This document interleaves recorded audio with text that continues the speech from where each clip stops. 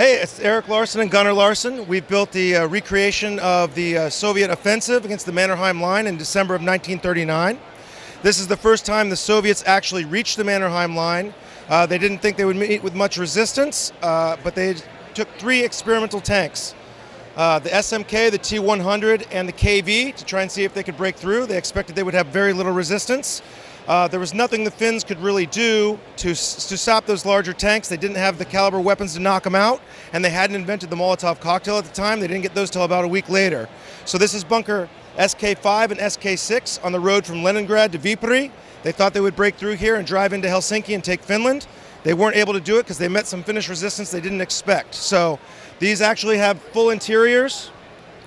Take a minute to take that off. Accurate interiors to what they actually would have had in those bunkers. Originally, they were forward-facing bunkers, but they knew the Russians would be able to break through those, so they turned them to side-facing bunkers and reinforced the front.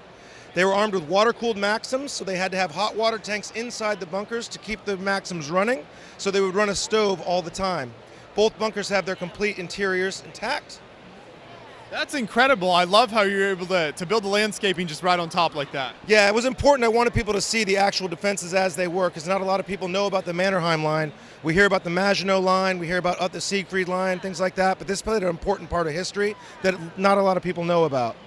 When I was building in the interiors, you had to it was hard to know what to build because we had to do a lot of research, just trying to know what was actually in those rooms, in those places, so yeah. Great. And so we go over here, go over to this end. This is SK5. It also has an observation bunker. It's a little harder to take apart. I can take the side off of it fairly easily to look inside, but not the main part. Oh, one of the guys fell down. But this has an observation cupola, and if I take that down, all the trees will come off, but I could do it. Of course, we had the anti-tank obstacles that ran all the way across. The Russians, they didn't know they were side-facing, so the Russians thought they would assault this side of it, and the Maxims actually mowed them down as they came into it.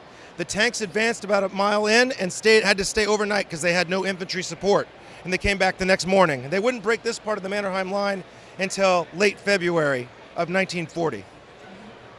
So I really like this kind of unique source material for a build here. So we see a lot of, obviously, German and French builds, but not a lot from this part of the war. So talk about kind of how you decided to do this and some of that research. Right, so being a Finnish American and knowing this history and having spent time with Simo Haiha on the Salpa line and doing tours of these battlefields, you don't see it as much, the Eastern Front covered. You see it, the German-Russian aspect, but there was a whole aspect to the north, cutting the Murmansk line, railroad line, Lend-Lease supplies.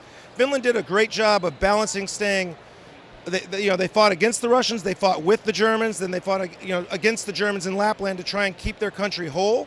And we see that today with some historical aspects of what's going on right now as well. It's a delicate balance when you face the Soviet Union. So they did a great job, and I wanted to model that and tell people about that story. Yeah. And you mentioned some of these tanks here, so let's talk a little bit more about what these represent. My name is Arm. Most people call me Panzer Bricklabs, or most people know me by that.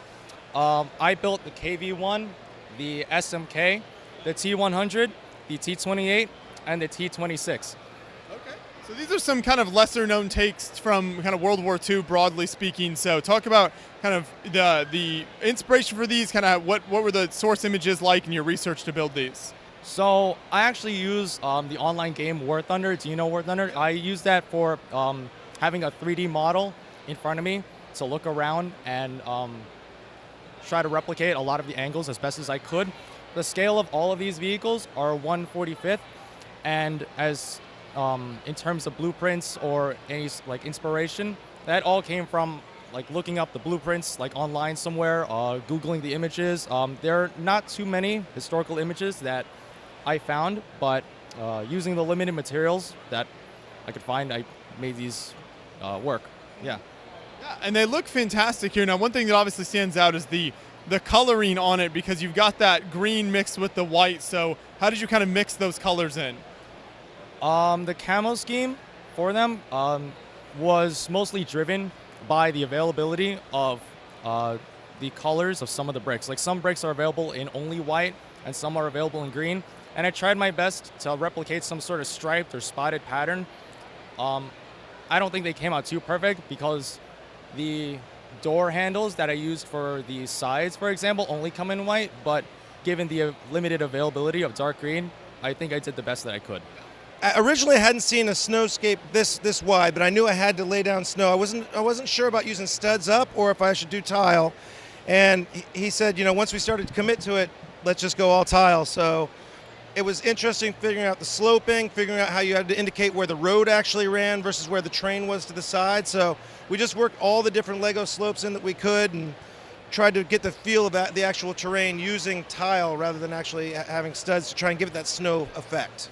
I think tile is a great choice here, and I think it creates a much better snow effect than just studs, because snow, when you look at it, is quite smooth looking, especially across like large fields of areas. Yeah, correct. And then I tried to show where the tanks had plowed through the snow using grills for tank tracks, and then kind of like they were plowing. It was about a foot and a half of snow that day, so I wanted to make it look like they were trying to plowing through the snow, and that's where I used the studs up to show that actual terrain under the snow. And then you've got some great trees here as well, all white too, so you get that whole very nice white effect. Absolutely, yeah. It was a little bit easier because birch trees, just white and black, and then you can just lay the leaves out. So it doesn't have to be a super detailed tree because birches naturally aren't, but it gives a great effect. Last night during World of Lights, I had some great pictures of the uplighting on the trees, and it really, really looked nice. What are some of the minifigures represented on each side here, and kind of custom parts, and how did those come together? Okay, sure. So a wide variety as far as the Russians go. It's very little modeled because the Russians used the Budenkova hats. They didn't have their helmets in 1939.